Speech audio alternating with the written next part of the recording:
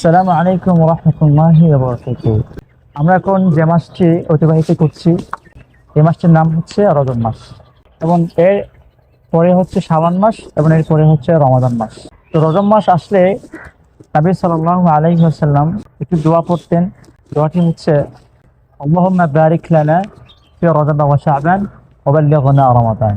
অর্থাৎ, হে আল্লাহ, আপনি আমাকে রজব এবং শাবান মাসে বারাকা দান করেন এবং আপনি আমাকে রমাদান মাস পর্যন্ত পৌঁছিয়ে দেন। এবং তিনি রজব মাস আসলে এই দোয়াটি বেশি বেশি পড়তেন, যাতে আল্লাহ পাক রব্বুল আলামিন তাকে রমাদান মাস পর্যন্ত পৌঁছার তৌফিক দান করেন।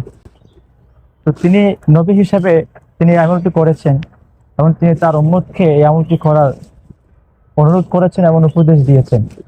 এবং আমরা বেশি বেশি করে, যেহেতু এটা রজব মাস, আমরা বেশি বেশি করে এই দোয়াটি পড়ব, যাতে আল্লাহ পাক রব্বুল আলামিন আমাদেরকে রমাদান মাস পর্যন্ত পৌঁছার তৌফিক দান করেন। এবং রমাদান মাস এটা পাওয়া অনেক ভাগ্যের একটা ব্যাপার, কারণ রমাদান মাস এটা অনেক ফজিলতপূর্ণ, অনেক বরকতপূর্ণ একটা মাস। এবং এই রমাদান মাস পাওয়াটা হচ্ছে একটা ভাগ্যের ব্যাপার, একটা সৌভাগ্যবান ব্যক্তির ব্যাপার। তো আমরা যখন এই দোয়াটি বেশি বেশি পড়বো, তখন আল্লাহ পাক হয়তো বা আমাদেরকে রমাদান মাস পর্যন্ত পৌঁছার তৌফিক দান করবেন।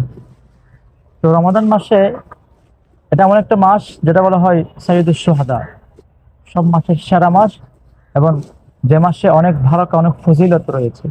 এমনকি রমাদান মাসে আপনি একটা ভালো কাজ করলে ওই ভালো কাজের বিনিময়ে আপনাকে 70 গুণ বাড়িয়ে দেওয়া হবে।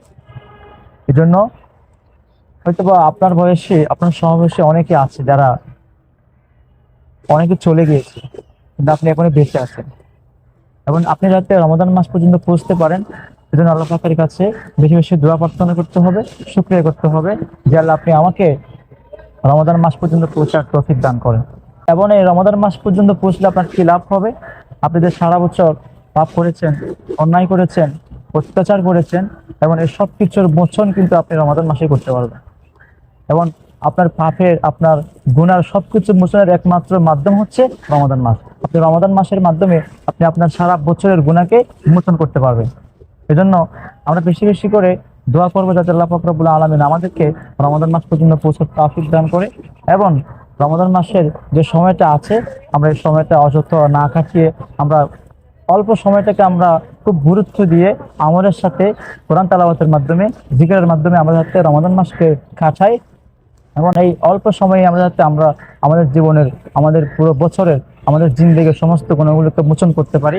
আল্লাহ পাক আমাদের সবাইকে রমাদান মাস পর্যন্ত প্রচুর তৌফিক দান করেন, এবং বিশেষ করে আমরা বেশি বেশি করে দোয়াটি পাঠ করব।